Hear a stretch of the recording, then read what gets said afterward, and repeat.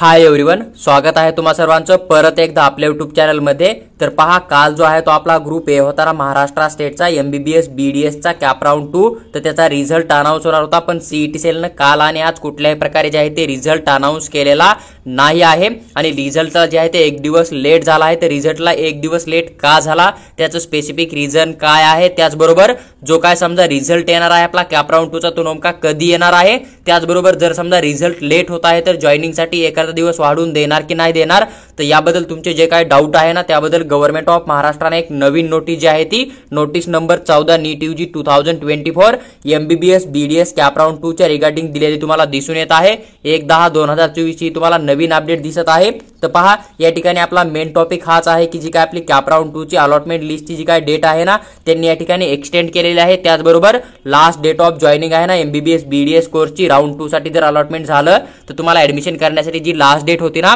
अगोदरच्या नोटीसनुसार, तर ती आता एक्सटेंड केली आहे, म्हणजे ती वाढवली आहे, म्हणजे तुम्हाला एक दिवस या ठिकाणी इन्क्रीज करून दिलेला आहे कॉलेज जॉईन करण्यासाठी। आणि ही जी प्रोसेस आहे म्हणजे तुमचा कॅप राऊंड 2 चा रिझल्ट नेमका यांनी लेट का बरं दिला, एक दिवस यांनी लेट का केला, त्याचं मेन रिझन काय आहे, तर काही नवीन कॉलेज जे आहेत ते महाराष्ट्र स्टेटमध्ये एमबीबीएसचे येत आहेत ना, तर त्यांची परमिशन मिळते का नाही ह्या कंडिशनमुळे जे आहे ते तुम्हाला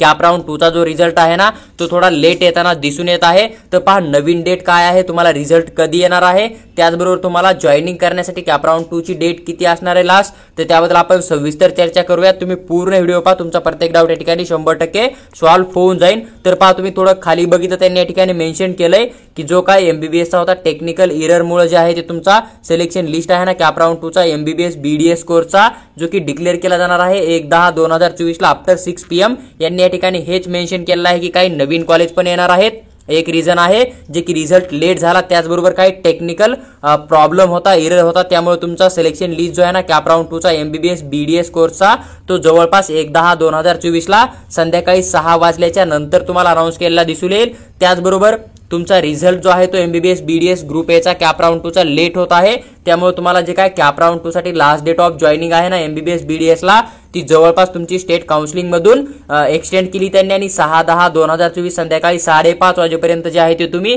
या ठिकाणी ऍडमिशन करू शकता। म्हणजे त्यांच्याकडून रिझल्ट देण्यासाठी लेट होत आहे, त्यामुळे त्यांनी तुम्हाला या ठिकाणी जॉईनिंग करण्याची डेट पण एक्सटेंड केलेली दिसून येत आहे आणि जे काय हॉलिडेज राहतील त्या दिवशी पण तुम्ही तुमचं ऍडमिशन त्या ठिकाणी जाऊन कंप्लीट करू शकता। पहा, नंतर यांनी या ठिकाणी मेन्शन केले की aspiring candidates kindly note that there is possibility that a few government college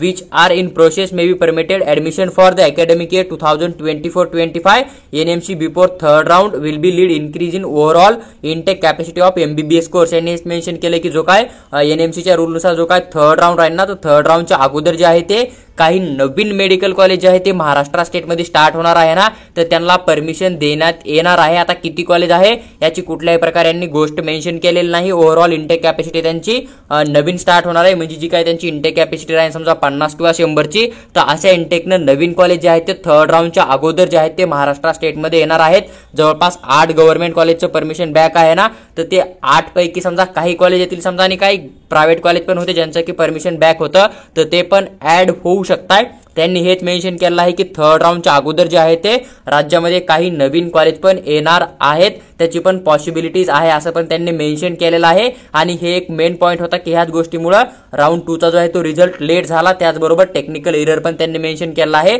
त्यामुळे पण राऊंड 2 चा जो आहे तो रिझल्ट लेट होत आहे। पहा, यांनी या ठिकाणी हेच मेन्शन केलंय की all the institute and candidates should take note the same and plan accordingly.